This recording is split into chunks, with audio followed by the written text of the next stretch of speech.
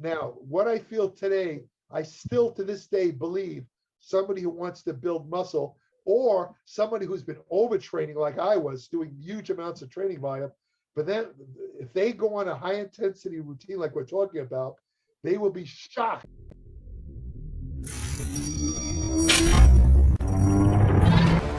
Hello and welcome. I am Coach Castle, a certified biomechanics expert, nutritionist, and efficiency coach. Subscribe to this channel to learn the most efficient ways to maximize your muscle growth and recovery, enhance your body, and advance your mind, all using the latest science. Welcome to Castle's Corner. This is found in foods that basically lock onto nutrients and prevent them from being absorbed. In the case of vegetables, you have something called oxalate. Oxalate, like spinach, is high in calcium, but it's loaded with oxalate. The oxalate kind of locks onto the calcium. So even though you'll see a listing of a certain amount of milligrams of calcium in spinach, you're not getting all that because a lot of it's going to pass through the body. So the only really reliable source of calcium is dairy foods, milk, cheese, that kind of stuff. Yogurt is okay too, but if you're not eating those foods, you're not getting calcium. You're going to have to take a calcium supplement. Now, the good news is that there is a very absorbable form of calcium called calcium citrate. That's the most absorbed form of, unlike other calcium supplements, you don't have to take calcium citrate with a meal. Other calcium supplements, calcium requires acid to be absorbed, the stomach acid. So you have to take it with a meal, any other calcium supplement. But if you take calcium citrate, you can take it with a glass of water. The good news, I've seen this, they have calcium citrate tablets that are fruit flavored tablets. You chew them. I mean, they taste good. If I'm thinking about what you just said triggered something. You mentioned D3, but I don't think you mentioned you have to take D3 with fat, some form of fat. Would you mind speaking on that? Yes, vitamin D. It's a good point. Vitamin D is classified as a fat soluble vitamin. In other words, you have to have a little bit of fat to be absorbed. You don't have to eat like a pound of lard or anything like that. If you take like a tablespoon of olive oil or put a pat of butter on something, that's all you need. Because what you're doing when you eat fat, you stimulate the secretion of bile, and the bile is needed to kind of emulsify or make the fat soluble vitamin into a form that can be absorbed. Vitamin D, being a fat soluble vitamin, requires a minimal amount of fat. The studies show that you get at least 67% greater uptake of vitamin D if you take it with a little bit of fat, minimal 67%. But vitamin D should always be taken with some form of fat. There's been a couple of studies, because vitamin D has this kind of cure-all reputation about, cardiovascular disease, cancer, all this. A couple of studies have come out where they said vitamin D, we've shown that it doesn't do anything. It didn't do this. It didn't do that. But if you read if you read the study carefully, if you read the methodology, you find that they very often give vitamin D with a glass of water. So, the vitamin D is kind of passing through the body. And this is the same problem with vitamin E. The vitamin E studies that have shown no effect, I checked them, they gave with a glass of water. Vitamin E is a fat soluble vitamin. Now, wait a minute. These guys are scientists. They have PhDs, MDs. They don't know that these are fat soluble? What's going on there? That's the question I ask. Why wouldn't they give them with a little bit of fat? It doesn't make any sense. I can't answer that question, but that explains why they have what they call null studies, which show no effect. So yes, you're right. Always take vitamin D with a little bit of fat. Absolutely. When I take my vitamin D, if I'm not eating fat, I'll take it with a little bit of fish oil, or even I have some extra virgin olive oil I take it, it's straight. I just pour it in a little cup and drink it down. I take it every day, virgin olive, because of the reasons I said. It's extremely. I take either a little bit of MCT oil, a little bit of olive oil, mix it in with a little protein shake, and I slick that with my pills in the morning. There you got it. That'll allow you all the vitamin A, D, E, and K, all fat soluble. You do it that way, you'll absorb all of them. No problem. That's another thing. Vitamin K is also fat soluble. There's a trend now to take vitamin K with vitamin D, because the fear is that large amounts of vitamin D will cause let's say a calcium buildup in areas where it shouldn't be, like blood vessels. But when you take vitamin K, it activates an enzyme that directs the calcium out of blood vessels into structures like bone where it should be.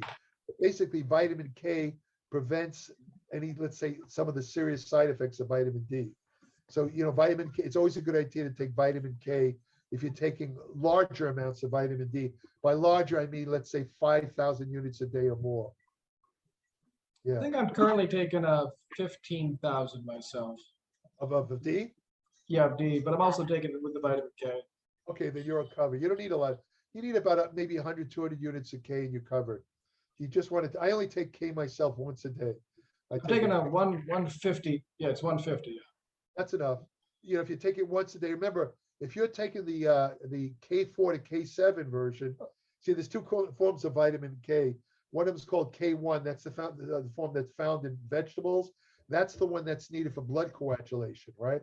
The other form is, general term is vitamin K2, but that it can be also consist of K4 and K7. The K4 and K7 actually last much longer in your body than the other forms of K. In fact, K7 can last in the, what do you got there, Kat? Yeah, she's being a little trouble here. Sorry, go ahead. Okay, K7 lasts up to 48 hours. In other words, if you take K7, it can last 40, you don't even have to take it every day. I do anyway, because it's not going to hurt me. I take it every day anyway, but theoretically, you only have to take K7 every other day because it lasts 40 hours. I didn't even know. I've been taking it every day. Oops. It's not going to hurt you. I do it myself. I take it every day so I don't forget to take it. I take it every day. It's not going to hurt you. Vitamin K will not hurt you. I'm not very good with the every other day thing without my calendar. I would forget. Yeah, I just wouldn't be able to do it. Yeah, the only thing I try to take every other day is a substance called huperzine A, because huperzine A, it's a brain chemical that prevents the breakdown of acetylcholine. It's a neurotransmitter associated with memory. That one lasts 72 hours in the body. So if you take it every day, you can wind up with too much acetylcholine. You get things like a real stiff neck. You can't even turn your head. The acetylcholine, it's the neurotransmitter in the myoneurojuncture. You know what I mean? It transmits nerve messages to the muscle. If you get too much, you get kind of like a stiffness because your muscles are being overstimulated, believe it or not. Yeah. Oh, that's funny. Yeah, I didn't even know about that. Actually, I'm gonna have to look into that now. That's interesting. It's not dangerous. It's just uncomfortable. It's uncomfortable, especially in the neck. You get this really stiff neck. In fact, I got it. Lack of movement? What is it? I'm curious. Like, it's basically overstimulation of acetylcholine. Because the acetylcholine transmits neural signals to muscles, so the muscles react a little bit, not to the point of being what do they call it? What's it? I can't remember the expression where they're just like doesn't stays in a static contraction. It just makes them a little bit more sensitive, let's say. In other words, so they get you get this a little bit tighter. Let's say tighter would be the word. A little bit. Yeah. But some people don't even notice it. So I wanted to run through a couple of supplements I usually recommend people take, especially like, I don't want to say, I think rude, but like advanced age people, let's say. Some of them would be like B12, a B12 complex, a B complex, I should say, sorry. A multivitamin, obviously, lion's mane, turkey tail. Depending on the person, I might say electrolyte tabs if they do a lot of cardio outside, for example. I mean, it is Florida again. When it comes to water, I recommend everybody drink an awful lot of cold water, but I don't give any amount. It's just when you're thirsty. Any thoughts on any of that stuff? Oh, it's all good. I mean, that's a good program. Lion's mane, of course, increases nerve growth factor. It's very good for brain health. B12, as I said, older people tend to have a tendency not to absorb B12 as much as younger people, so it's a good idea to take it. All the other stuff makes sense. The minerals are pretty important because a lot of people, for example, magnesium, unless you're eating nuts and green leafy vegetables, there's a very good chance that you're not getting even the minimal 400 milligrams a day recommended dose of magnesium. So I think magnesium is something to look at. I take magnesium. I take it like 3 times a day because for example, whenever you're under stress, your body secretes the stress hormones, the fight or flight thing, epinephrine, norepinephrine. And when that happens, magnesium is involved in the metabolism of the stress hormones. So when you secrete stress hormones, your body kicks out magnesium. It goes right out of your body. Magnesium is needed for the digestion and metabolism of protein. If you're taking a high protein diet, your body's going to lose magnesium. If you're working out intensely, a high intensity, your body is involved in reactions because shut up, Bruno. It activates, he's making noises. It activates 300 enzymes. So you're going to lose some magnesium a little bit through your sweat, and you can lose some that way. So your body, my point is, your body's always losing magnesium depending on the conditions. So it's a good idea, I think, for people to possibly look at a magnesium supplement. The best one is the two best ones are magnesium citrate and magnesium glycinate. Of the two, I'd recommend magnesium glycinate because the magnesium citrate, let me put it this way, they give it before you have a colonoscopy because it's extremely effective laxative. And even though magnesium citrate is very easily absorbed, it's a very powerful laxative. And even taking, let's say, supplemental amounts, remember I talked about having to go to the bathroom, you better be close to a bathroom because you're going to have to go. I have to admit, I take magnesium before my workout. I take 200.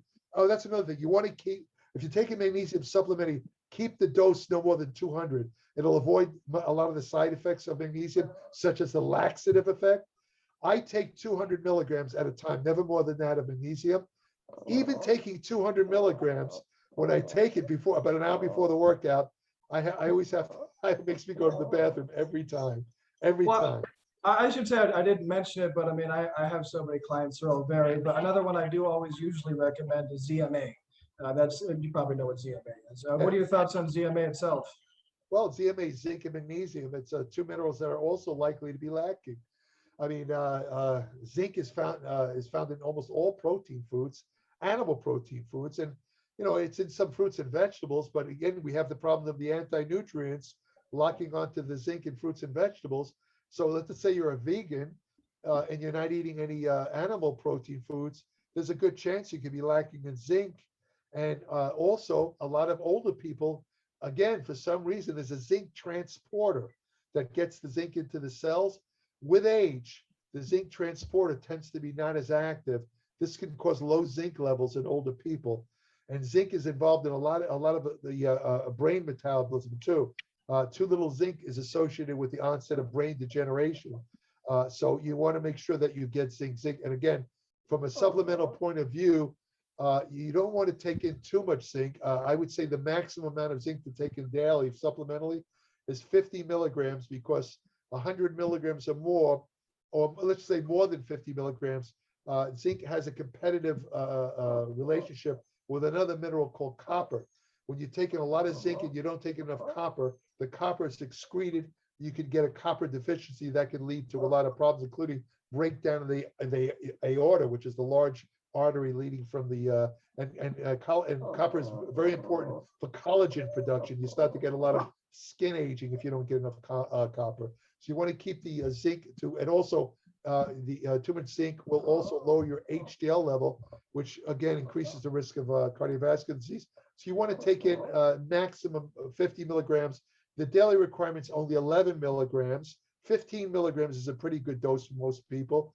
And if you're going to take it supplementary, look for one that has zinc complex with the amino acid methionine. They call it zinc methionine. That's the most absorbable form of zinc. Awesome. Back to B12. I just started this when you were talking. It's like a fad nowadays. People are getting B12 injections instead of just taking the pill. Would you clarify? Is there a difference between the two? Well, the B12 injections are remember I talked about that intrinsic factor, the lack of B12 injections bypass that. So let's say you're a person who has either some sort of stomach problem where you're not producing enough stomach acid, and also you're not producing enough intrinsic factor to absorb the B12. If you take a B12 injection, it bypasses that problem. So you're getting your B12 without having to worry about the oral absorption form, right? Now you have to understand B12 is, because it's a huge vitamin compared, it's much more complex in structure than others. You only absorb a tiny amount of B12. It's something like 1%, right? But the newest research found an interesting effect. They found that if you take sublingual B12, you know how they have sublingual supplements of B12? If you take, they compared sublingual B12 to B12 injections, and they found the same amount of B12 in the body, meaning that the sublingual B12 supplement worked just as well as the B12 injections. So you don't really, I mean, if you want to take B12 injections, fine. The notion that B12 injections, I mean, this goes way back, is going to give you energy and this and that. That is only true if you're deficient in B12. If you have normal B12 levels in your body, taking an injection and then walking around thinking you have more energy is a placebo effect. You believe it and it's true. And that holds true, I should point out, for a lot of supplements. A lot of supplements work on the placebo effect. In other words, you believe in them so much that they actually produce real effects in the body. 40% of medicine, actual drugs, are based on the placebo effect. So you can't discount the power of the placebo. And then they have the nocebo effect, which is the opposite of the placebo, where if you think something's going to be bad for you, even if it isn't, it'll be bad. A good example of that, artificial sweeteners. A lot of people say when they take aspartame, oh, I get these blasting headaches and this happens and that happens. Yeah, in the meantime, 900 studies have looked at that. Every health organization in the world, they've compared. They took people who claimed to have these side effects of aspartame, and they gave them a double-blind study. They gave them a placebo, but they let them believe it was aspartame. And afterwards, the people, oh, I had this blasting headache and I got these hives. It was nothing. It didn't have any aspartame at all. So, you know, that's what we call a nocebo effect. The people believed they were having the bad effects and they had them. As people are just so crazy when it comes to that kind of stuff. And it's true for everything. It's not even medicine. It's true for so many things. Shame it's not true for muscle building, huh? Oh, like, I'll tell you a really good, a great illustration that's currently happening now in mass quantity, as they used to say in Saturday Night Live, of the nocebo effect is the COVID-19 vaccines. Really? Yeah. People are walking around saying they're getting all kinds of problems with it. And you know, here's the funny part. They'll say, well, I took the vaccine, and after the second one, a month later, I started having heart palpitations and you know, I couldn't see right. There's only one problem with that. The vaccine is basically broken down in 5 days. So if you're getting these side effects a month later, it's not from the vaccine. It's not in your body, for crying out loud. I mean, these are the people who they refuse to blame their incredibly poor diet for their health complications. You know, they'll fall down the stairs, break their legs, and blame somebody else. You know what I mean? Like, well, you know what I get a kick out of? I've seen this. I've seen people looking in the camera talking about how bad the vaccines are while smoking a cigarette. Seriously, I've seen this.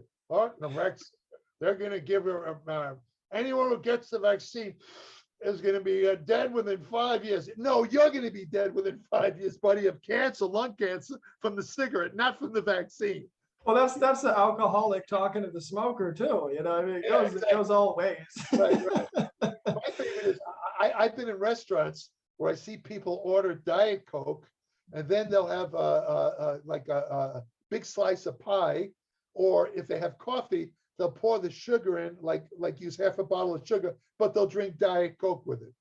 I've even heard people say that they were told by their doctor that the Diet Coke cancels out the sugar. Have you heard that ridiculousness? Yeah, what is that? I don't even understand. That makes no sense. No sense. The only thing I'll say for Diet Coke is that all the things that they say that are bad, you know, that how bad it is nonsense, except for one thing. There's only one thing that's truly What's bad. that?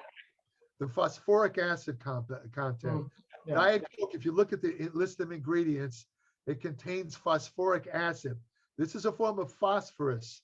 If you're not getting enough calcium, and a lot of people are, again, because they're not eating dairy foods and that stuff, drinking milk, if they drink a lot of Diet Cokes like Trump does, you know, they're going to be in trouble because they're getting, you know, if you get too much phosphorus and without enough calcium, your body will start to leach the calcium out of bones. You'll start to have heart problems, all kinds of things. That's the worst thing about Diet Cokes. is the phosphoric acid content. I didn't even know that. It's an ongoing concern I have with a lot of my clients. Yeah, go ahead, carry on. One thing I have to add before I forget, it is an acid. So, theoretically, it can actually, rot your teeth. It can cause you to, it can break down the enamel in the teeth if you drink it. So, if you're going to drink a lot of Diet Cokes, you might want to swish your mouth afterwards with water, or even brush your teeth, or use something like that, because, the acid will break down even sports drinks. I think I did an article in Applied Methodology about the acidity level of certain drink. It's surprising. I mean, they will break down your teeth like you can't believe. And the solution is, again, swish your mouth with water, get it out of your mouth. That's the danger of Diet Cokes. I was just going to say that a big thing, a question I get, again, like probably on a daily basis, is sugar problems on diets, cravings on diets. And I'll tell people, like, listen, if you're getting these cravings, you're probably not following the diet correctly because something's out of balance, or you ate all too much at one time or something. But lots of times I say, have a diet soda, have something with aspartame in it. And they always come up with, it's horrible for you, I don't want to eat it, it causes cancer, it causes, where are you getting your information from? I'm telling you, it does not. You're perfectly fine drinking it. That's I right. mean, where do you think that this kind of craziness even? I couldn't really find a place for where it came from. Right. No, you're right. You're absolutely correct. And I can give you a tip for your clients next time they ask you that. Most of the sugar cravings you get on diet are caused because your brain is not producing enough of the neurotransmitter serotonin. Because when serotonin actually there's two things that will cut sugar cravings. One of them is having enough serotonin in the brain, because serotonin basically decreases the craving for sugar. It actually decreases it. A quick way to raise serotonin levels. He's such a cutie, little Bruno. Put him down because he'll start barking. Is he snoring? What's he doing over there? Is he hungry? He's kind of growling because I have him in my lap. He wants to walk around. Well, let's see what happens when I put him down. Okay, hold on a second. Hold on. Okay. Anyway, a quick way to raise serotonin. There's two ways, actually three. By putting him down, I gotta say, I don't want to get side cramps. Anyway. Okay, it's gone now. The three ways are one is the amino acid tryptophan. Now, strangely enough, for tryptophan to work best for increasing brain serotonin levels, you want to take it with a little bit of carbohydrate. Why? Because tryptophan has to compete with all the other amino acids. Remember I mentioned those amino acid carriers. Tryptophan has to compete with larger amino acids, such as the branched chain amino acids, for entry into the brain. And tryptophan alone, it's like a little guy. It's being bullied. The bigger amino acids kind of push out of the way. So when you take tryptophan on its own, not enough will get into the brain to get that serotonin effect. However, if you take carbohydrates, what happens? You stimulate a little bit of an insulin response. The insulin clears out all the other amino acids, including the branched chain amino acids, except for one, tryptophan. Why? Because tryptophan is carried in the blood attached to a protein called albumin. And when you take it, when the insulin clears out the other amino acids, tryptophan now has clear entry into the blood. Clear entry into the brain. Soon as it gets into the brain, it comes across the tryptophan hydroxylase enzyme, I believe it's called, and it's converted immediately into serotonin. It's very fast. Second option is to take something called 5-HT, 5-hydroxytryptamine. 5-hydroxytryptamine is basically a precursor for serotonin. In other words, you have tryptophan, and then remember I talked about that enzyme in the brain. The enzyme converts tryptophan first into 5-hydroxytryptophan, then into serotonin. So if you take 5-HT supplements, it didn't work. He's barking. Hold up. If you take, he's a little drama queen. That's all. Yeah, I know. If you take the 5-HT, now you have a little bit more direct route into the serotonin. As a matter of fact, they found in some studies by taking 100 milligrams of 5-HT 3 times a day, it completely obliterated sugar cravings in people who were dying. And the other thing that might possibly work is glutamine.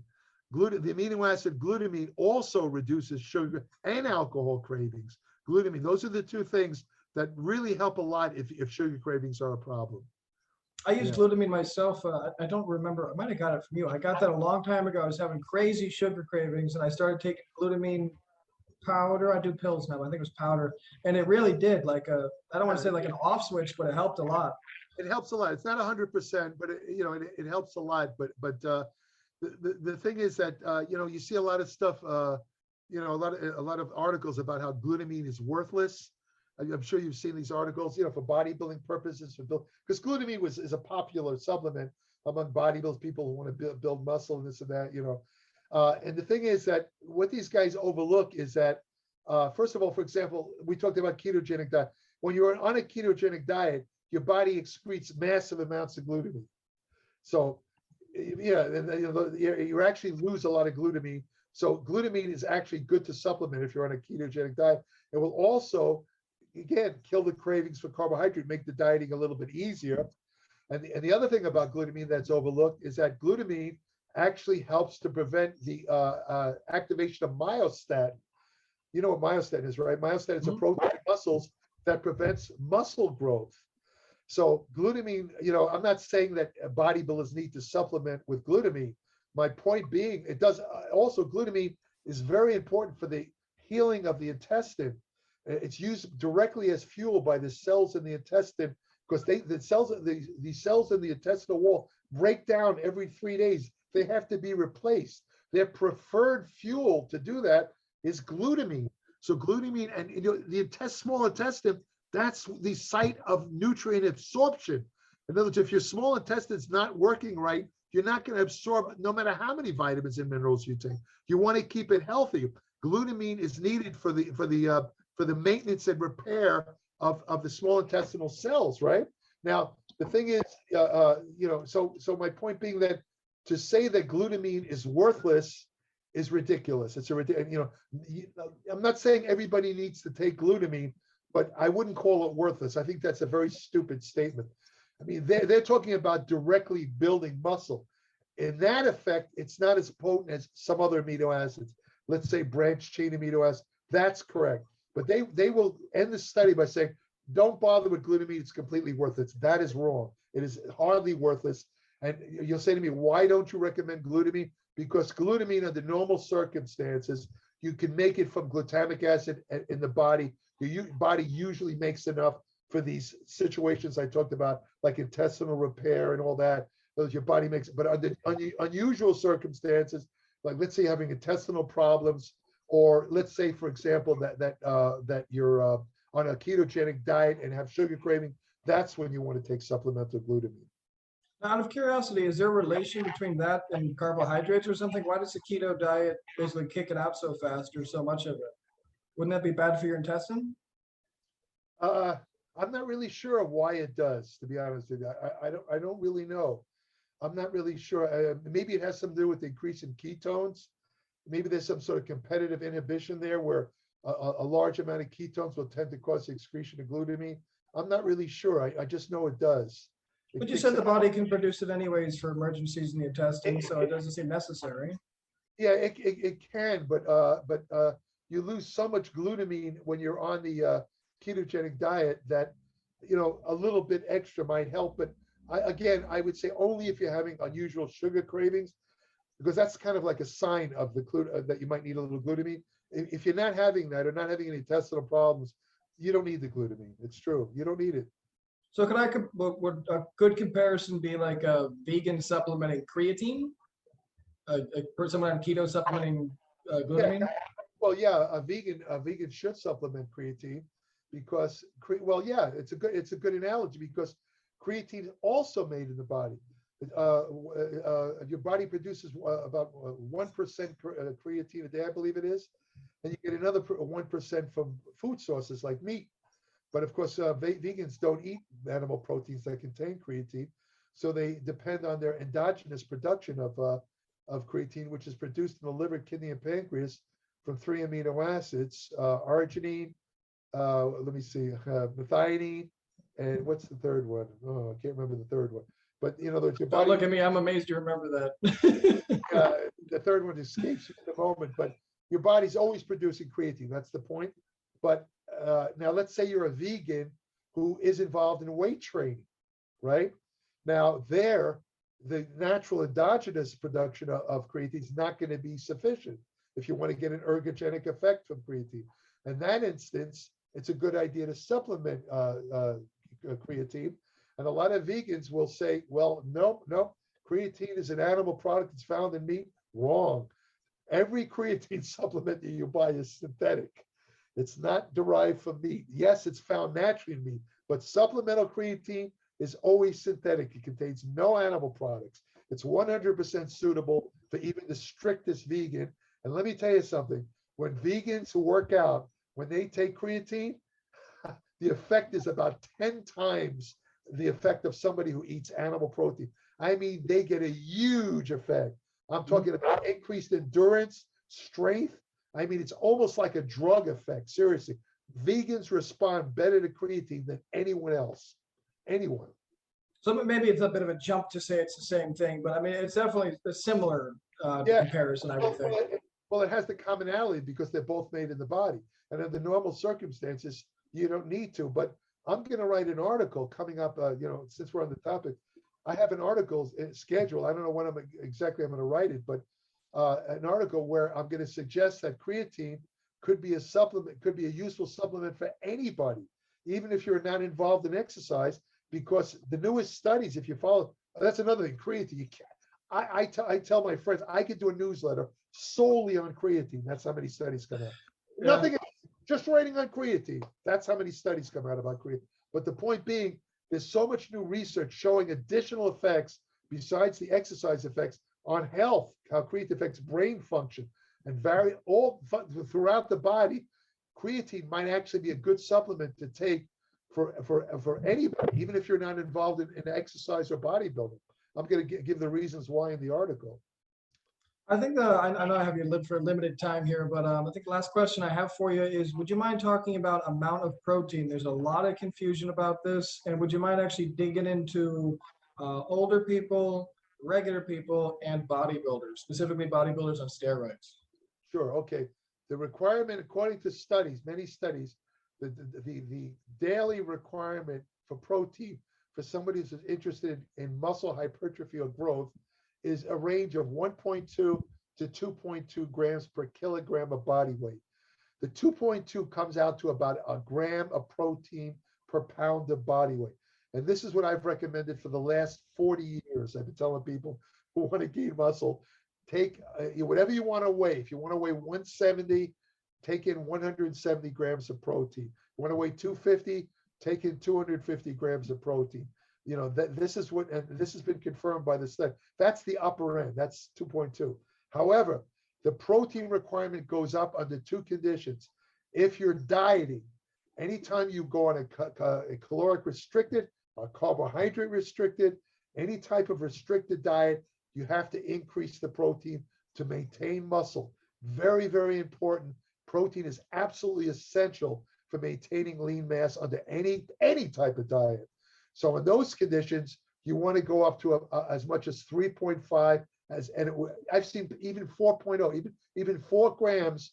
That's twice. That would be 2 grams of protein per pound of body weight.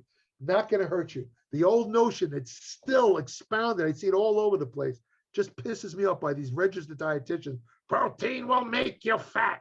It contains 4 calories per gram. Anything that contains calories will make you fat. Not true. Not true. A number of studies, including with bodybuilders, and one study they gave bodybuilders 5 times. That's even more protein than they were giving them, like 5.5 grams per kilogram. And they did this for a year. Not only did the bodybuilders not gain even an ounce of fat, they lost body fat. So protein does not make you fat. And people that are active, if you're a runner, if you work out with weights, whatever, excess protein is oxidized in the liver. Not like the carbohydrates, like they said before. But protein really is oxidized in the liver. What happens is it goes through metabolism where the excess nitrogen portion is converted to uric, excreted out, and the rest of it is just kind of burnt up in the liver. It does not turn into body fat.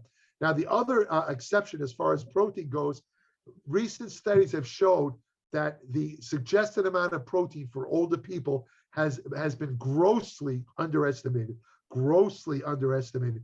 It was based on nitrogen retention studies that have turned out to be inaccurate. They have newest studies that actually measure the usage of amino acid uptake into the body. And because of these studies, they now know that older people need additional protein. They need almost as much as bodybuilders. I'm not talking 5.5 grams, but they probably would be well off taking probably at least 1.7 to 2.2 grams per kilogram of body weight.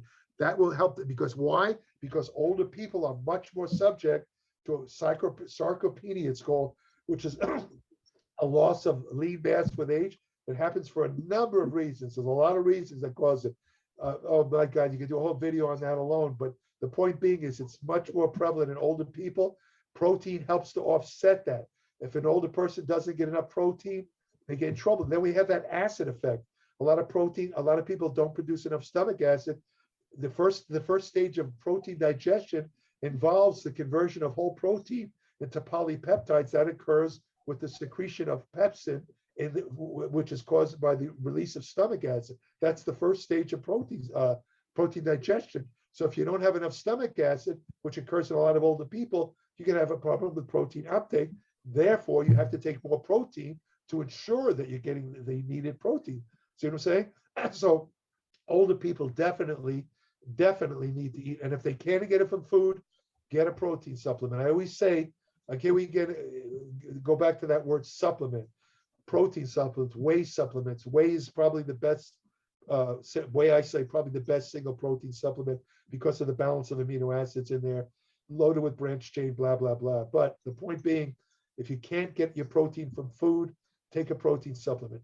Now, I take a protein supplement because over the years, I've been involved in, but you see how many years I've been involved in, I've kind of lost my taste. I don't like to eat a lot. I don't eat meat at all anymore. I eat a little bit of chicken. I cut out meat when I had diverticulitis about 3 years ago. I don't eat any red meat. I have a little bit of chicken. I have eggs. I don't like fish. I don't eat fish. The bulk of my protein, believe it or not, is from whey protein. And it's a supplement. I'm taking the whey protein very simply because I don't want to eat a lot of meat and protein foods. And yet eating this protein is very convenient. I get 2 scoops on 48 grams of protein. I probably need about 170. At the end of the day, with the food I eat and the protein, I'm probably getting about 170 grams of protein. I don't want to go crazy on protein at my age for another reason. From a health aspect, too much protein stimulates something called the mammalian target of rapamycin, or mTOR. As you get older, mTOR increases. mTOR is needed. mTOR is the pivotal substance for muscle protein synthesis. When you take in amino acids like leucine, you're stimulating mTOR, you're kickstarting the whole protein synthesis. This is the basis of muscular growth. So it's great. It's anabolic steroids stimulate mTOR. The problem is, as you get older, mTOR gets out of balance with something called AMPK. AMPK, I don't want to get into too much here, but AMPK is kind of like the yin to the yang of mTOR. AMPK helps your kind of body renew itself. It stimulates a process called autophagy, where your body gets rid of old senescent cells, very important for health as you age. mTOR, as it increases with age, unfortunately, remember, it's a growth stimulator, and it stimulates things in the body you don't want to happen, like cancer proliferation. It blocks autophagy, so it stimulates senescent cell development. So in other words, too much mTOR ages you. So, so there's a delicate balance.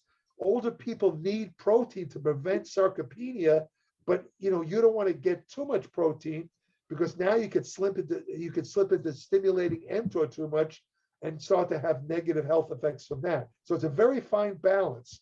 So if I may, just real quick here, would it make sense to have something like a Mediterranean diet with about a gram and a half protein per pound, and have intermediate fasting of something like 10 or 12 hours? Would that be a healthy way for for an older person? That would be the way to go, because the intermittent fasting will stimulate autophagy. In other words, they can have their protein and eat it too, to coin a phrase, because even though they're getting a fairly high amount of protein, which will stimulate, the leucine and the amino acid will stimulate the mTOR. By going on intermittent fasting, they'll get enough autophagy to offset the mTOR effect, and the net effect would be no negative effects on health. I strongly recommend intermittent fasting for anyone who can handle it, but older people, it's especially useful. And, if they can handle even longer fast, I mean, the average one is like, to say 16 hours or something like that. And 12 and 6, between 12 and 16, I believe is average. Yeah, 12 and 16, but the longer you do the fast, the greater the degree of autophagy. At let's say an 8-hour fast, you're getting very little autophagy, almost nothing. It starts about 12, 16 hours. And if you go a day or more, by 2 days, if you can go 2 days without eating food, which is, I admit, is very hard. I mean, I couldn't do it. But if you could do that, you're having a maximal autophagy effect. And after 48 hours, you're actually getting a huge release of growth hormone. The growth hormone is going to help. That's where the body fat loss will kick in. Because contrary to popular belief, intermittent fasting isn't really that effective of fat loss technique. It doesn't, because remember, you're doing intermittent fasting, but then you're going to go back to eating.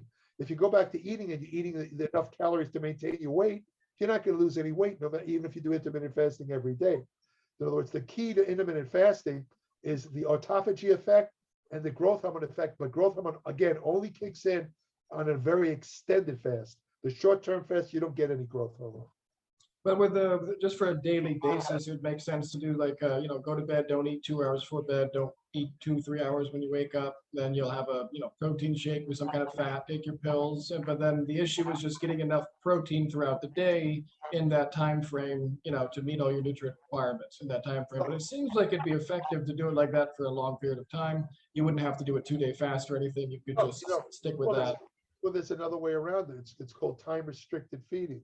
Yeah. What they found is that by they found this originally with rodents. They found that they had 2 groups of rodents. The one group of rodent, they had them eat. See, rodents tend to be nocturnal. They do most of their eating at night. What they did is they unnaturally fed them at night. And another group, they fed them during the day only within certain hours. In other words, let's say between 7 and 6 p.m., 7 in the morning, 6 p.m., right? Both rodents ate the same amount of food, but the rodents that ate at night, the same exact amount of food, all got fat. The rodents that ate the same food, the same calories within that time-restricted frame gained no fat and actually lost body fat. So when you eat does make a difference. Now, the thing is, now this might sound kind of paradoxical, but the old saw about how eating late at night will make you fat is bogus. That's nonsense. Because what makes you fat or gain weight is the 24-hour intake of calories, not what you eat before you go to sleep. In other words, it depends on, because fat, you don't get fat. In other words, if you eat a pizza, a whole cheese pizza, you're not going to be fat 2 hours later. Might be bloated, I mean. Yeah, it takes time. It takes actually 48 to 72 hours for fat synthesis to occur, which that means that in 48 to 72 hours, if you overeat or eat something bad, you have the power to prevent those extra calories from becoming fat. If you go engage in physical activity, lower your calories for a day or two, go on a fast, you're not going to get fat eating from that eating. And there's another thing is that if you don't do that all the time, if you go on a food binge, a strange thing happens. Your body, for some reason, I'm not sure why, stimulates an extra amount of IGF-1. So you actually gain a little bit of lean mass from it. You can actually get bigger muscles. And it re-stimulates your metabolism if you've been dieting for a period of days, it's up there again. I'm a strong believer in that. When I trained for contests, I got this from a trainer named Vince Garanda years ago. He advocated what he called off days, where you'd have, let's say you were on a ketogenic, a low carb diet, once or twice a week, you would just load up on carbohydrates. And, it did 2 things. First of all, on the low carbohydrate diet, your insulin goes down to nothing. Now, insulin is needed to help maintain muscle.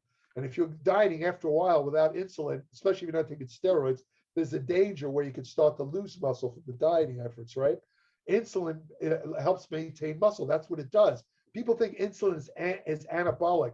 It's only anabolic in the presence of a huge amount of amino acids in your blood, but it's always anti-catabolic, meaning it always maintains muscle. So the principle of going off the diet was by having those carbohydrates on the off days, you kick out a lot of insulin. You're helping to maintain the muscle. So when you go back on the diet, you won't lose as much muscle. But on the low carb diet days, because you're not taking in carbs, and now you're kicking out a lot of growth hormone, which will help you metabolize fat. That was the principle. But the secondary reason for going off the diet was your glycogen stores do get low on low carb diets. Glycogen is the key fuel for anaerobic exercise, including bodybuilding and weight training. By having carbohydrates 1 to 2 days a week, you're replenishing your glycogen stores, at least to a certain extent. It's going to help your workouts tremendously. That's going to help you because you can train harder, you'll be able to maintain more muscle on the diet. And they've shown in recent studies, I did this 50 years ago, but now new studies have come out that have shown that this really works. In other words, if you're on any kind of strict diet and you go off once a week or something like that, you will actually maintain more lean mass than if you stay on the diet 7 days a week. Very nice. And just back to the point of, what about if you're taking anabolic steroids? Does the dosage matter compared to the dose of protein you take, let's say? Well, anabolic steroids always work better with a high protein diet. That's true. But, if you take an anabolic steroids, it bypasses a lot of the problems that, let's say, a drug-free person would have. In other words, it prevents catabolic effects, maintains muscle. It actually helps to maintain glycogen levels so you can even train harder. But most important of all is the steroids help you recuperate much faster. So if you're on steroids, let's say you have a guy who's natural, a guy who's on steroids, the guy who's on steroids will be able to train much harder, much more frequently without negative effects compared to the natural guy because of the steroids. It does do that. There's no question about it. Yeah, I know I got you for just limited here, but last question I had, just because you brought up Mike and what you just said, Mike Mentzer, sorry, and what you just said, I wanted to ask you your thoughts on high intensity training, because it's how I personally train. I do 2 to 3 sets till failure with the biomechanically correct exercises, and then I don't touch them again for 9 days. Right. Well, let me put it this way: if you read my newsletter, you'll see I talk frequently about high intensity training, and the truth is, the best gains I ever made in my entire life as a bodybuilder was with a high intensity program. And I got that not from Mike Mentzer. He wasn't even around when I did the high intensity. I got it from a guy named Arthur Jones. Arthur Jones was the inventor of these Nautilus machines years ago. That's why it sounded familiar. Okay. And he was a mentor of Mike Mentzer, and Mike Mentzer was a mentor of Dorian Yates, all of the high intensity guys. But Arthur Jones, he was not a bodybuilder, but he was kind of an eccentric entrepreneur. And he was involved in a lot of projects one time, and he had to cut his workouts down from 6 days a week to 3. And because of the time constraints, he only had less than an hour to train 3 times a week. And to his huge surprise, he found that he started building muscle like crazy. And that's when he got started on the high intensity.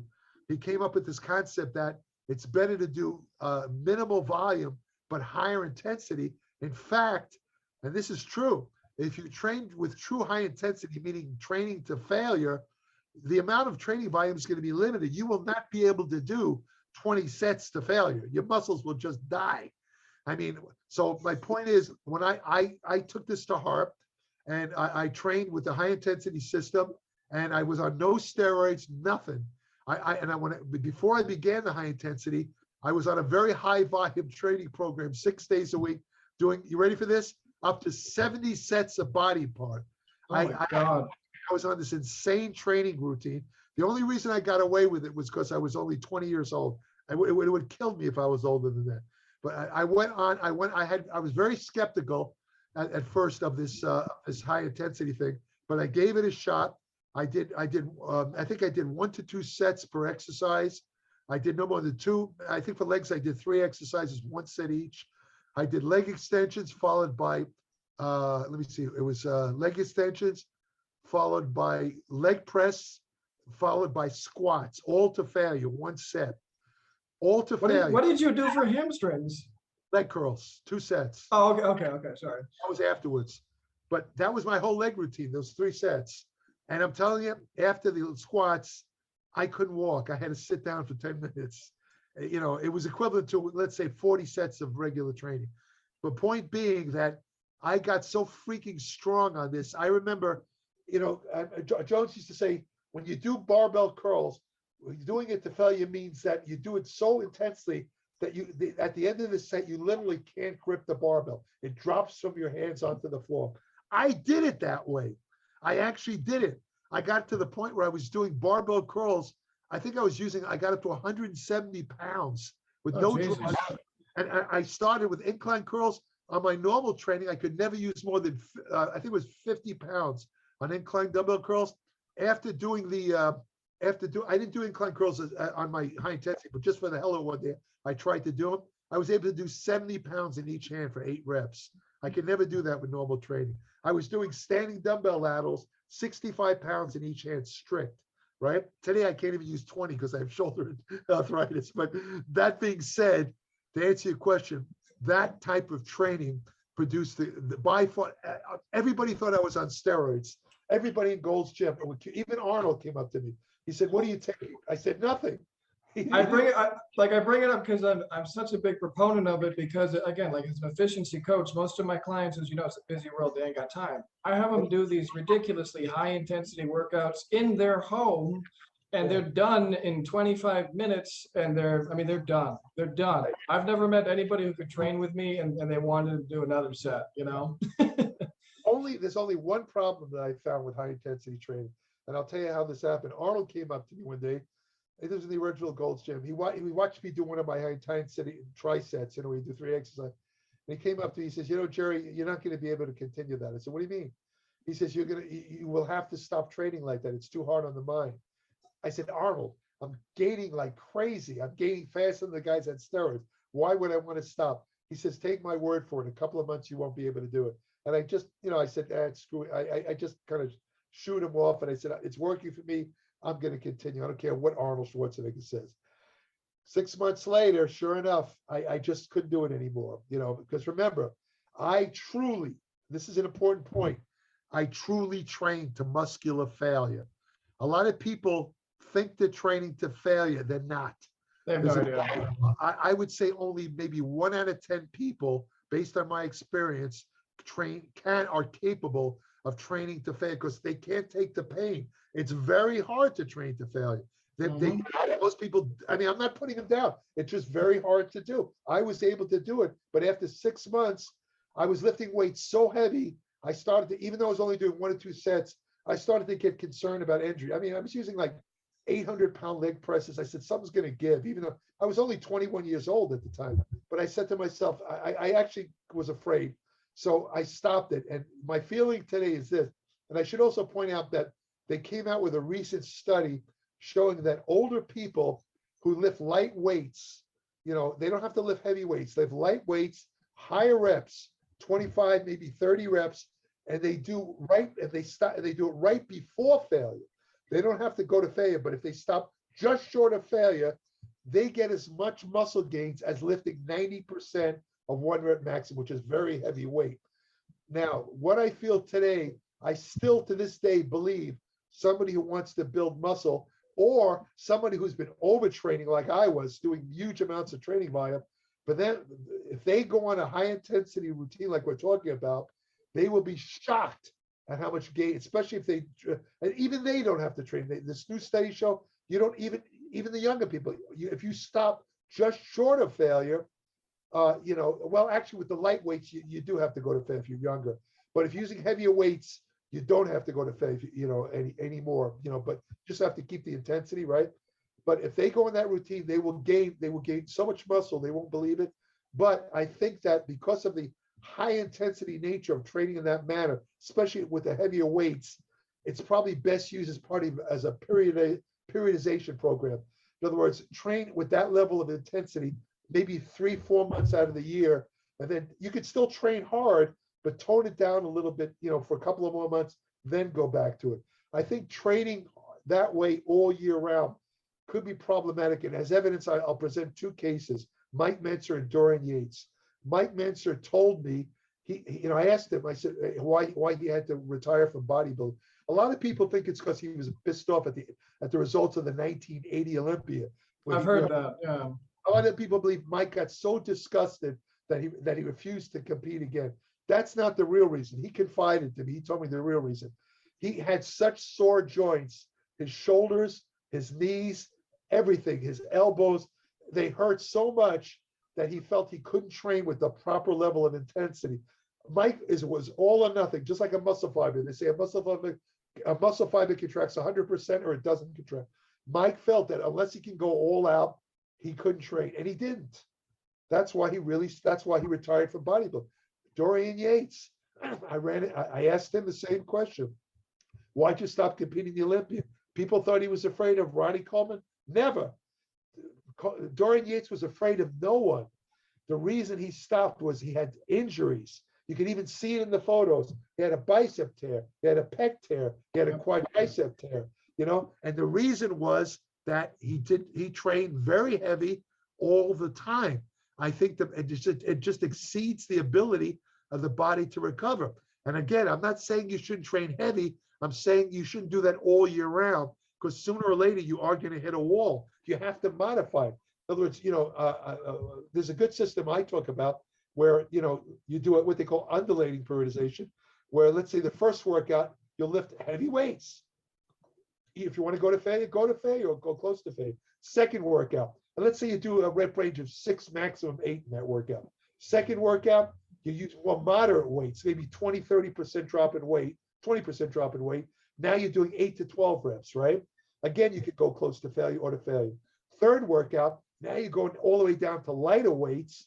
Now you're maybe a 30, 40% drop from the first workout, but now you're doing 25 to 30 reps. And let me tell you, if you think doing 25 to 30 reps to failure is easy, you're being for a surprise, because it's just as hard as the heavy workout. I think it's worse, because the burn is, I've done a lot. The burn is worse, and you have to mentally focus for longer, and you want to quit faster because like it's got to be there by now, but you're not. The burn is incredible. I mean, I'll get a burn on the 19th rep, and my goal is to do 26 or 27 reps. And after the 19th, it's sheer torture. I mean, I am grimacing. I feel like I'm being like boiled in oil, to get to that 27. And I'll freely admit, a lot of times I don't even make it. I can't even move the muscle after 20. I die at the 25th rep. I can't even make it. I'll tell you what, though, I think Arnold, I never actually thought about it till you said that, but I think Arnold had a point. I've been training high intensity roughly 4 years, I would say proper high intensity, I should specify proper high intensity. And I've noticed that you definitely have periods where I almost want to say like depressed. You're exhausted, you're depressed, you don't want to go to the gym. And when you're there, it's very, like I'll take a full hour to heat myself up and prep myself up to go to the gym to generate 20 minutes of intensity. So what I did to deal with that is I take periodically, if I feel it's coming on, I go by instinct, but if I feel it's coming on, I take 2 weeks, I call them practice weeks. I go back to the basics, I go lightweight, I practice some movements, not quite till failure, but more of a pump-based workout. I think Rich Piana called it a feeder set if he was still with us, but something like that. And then I find that I'm champing at the bit to get back to intense training, and 2 weeks later, I'm back at it, no worries. Well, that's a good way to do it, but I mean, you have to understand, I just wrote an article on the true effects of stress on health. I just finished it, and you have something called the general adoption syndrome, or GS. It was developed by a scientist named Hans Selye years ago, 1936. Basically, there's 3 stages of stress. The first is what is it? Oh God, I can't remember. I already forgot. Basically, it's exposure to stress, where your body is being exposed to stress and has to make changes, right? And that's the second stage, is adaptation. With adaptation, your body has made changes. To give you a concrete example, let's say building muscle. All right, when you work out, you're actually breaking down muscle fibers. The body, and that's a stress on the muscle. The body responds by causing changes that increase the thickness of the muscle fibers. That's muscle hypertrophy or growth. It does that to accommodate the stress that you're putting on it, right? However, if you continue unabated stress past a certain point, you get into what they call an exhaustion phase, where everything starts to get reversed. The muscle starts to break down and you lose muscle. Now, this is the point being, this is the problem with very heavy, high intensity training. The key to success is to somehow stay in that adaptation phase without slipping into the exhaustion phase. And you'll know you're slipping into the exhaustion phase because suddenly your strength and muscle gains will completely stop. And you may even start slipping backwards where you're going to start to lose muscle. So that's how you judge it. And it's a little bit iffy. You have to really be cognizant. You have to watch, pay attention to what's going on, and when you see yourself slipping into exhaustion, step back a little bit so you're back in the adaptation phase and you'll be okay. I mean, it's a big thing I do, and I think most successful people do, especially successful bodybuilders, but you freaking track everything, your food, your diet, your drugs, your supplements, everything. And if I notice my mood or my strength or my workouts or anything is going down, I check it out. What's going on? Why is this happening? Yeah. Well, that's what you have to do. I mean, you just can't go blindly. Otherwise, you just, you'll be like guessing. Yeah, well, you be at these people, like I said earlier, these people at Gold's Gym, where they just go through the motions. I mean, they don't never stop and say, well, wait a minute, how come I'm not losing fat? How come I'm not gaining muscle? Skinny guys stay skinny. Well, what's going? They never question it. I mean, it reminds me of that old thing that Einstein supposedly said: the definition of insanity is making the same mistake over and over again. I say that all the time to my clients because I'm like, well, great. You told me this worked great for you, but you've been doing it for 10 years and nothing's happened. So it definitely doesn't work great for you. Right. No. There is one exception to the rule. Like me, for example, at my age, I have a limitation.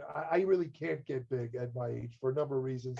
It has to do with motor neurons, all this and that. But, I couldn't really get 20-inch arms no matter what I did, So my main goal at this point is health. I started weight training at 12, believe it or not, not to be a bodybuilder, but because I wanted to be healthy. I had no interest in bodybuilding when I didn't even know what it was. I just figured lifting weights would make me healthy. And I've come full circle. I was a bodybuilder for years. Now my main focus 100% is health.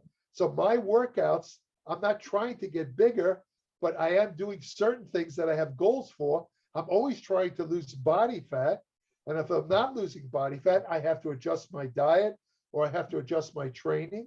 And I also go by my endurance. How's my endurance level? I mean, am I having trouble? I have asthma. I have to make sure I can breathe okay. So I have certain indices I use, but in other words, I'm still measuring progress, but not in the way that I used to. In other words, your goals change, as you age, so to speak. Of course, I mean, you don't have to be a bodybuilder to track your progress. You have to be somebody who wants to make progress to track your progress. That's all. Yeah, exactly right. But in other words, I'm conscious of this, and these other people aren't.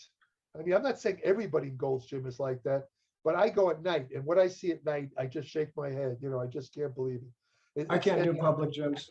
I mean, the women. I mean, they're as bad as the men. The women, normally women are a little bit more intelligent. They're more focused on exercise because they're very conscious of their bodies and their figures and all that.